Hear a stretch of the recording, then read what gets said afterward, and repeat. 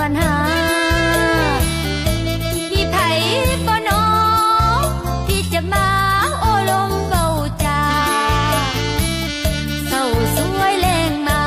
กินข้าววามผ้าตุ่มผ้าห่วมเฮียงเพิ่นอยู่เดียวได้หนาวกายหนาวใจบ่เห็นสายใดมาหมายมาไกลมาเคียงหรือตีบ้านนอกขอกลาเฮือนตูบเฮือนเทียงบ่คืออยู่เวียงฟังแต่เสียงเพลงโอ้ยอิงถ้าอายอยากรู้ลองมาดูจากคำจากข่า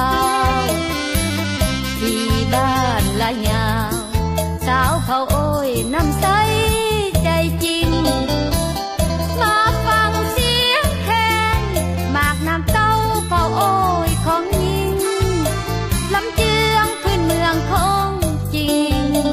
ทุกสิ่งอายจะพอใจน้องอยู่บ้านละยาวเป็นสาวบ้านนาให้น้องจะมาเบาจาปาใสทักทายท้องโสดมานานวันเดือนปีหมุนเวียนเปลี่ยนไปมีบ่น้อผู้มาสนใจ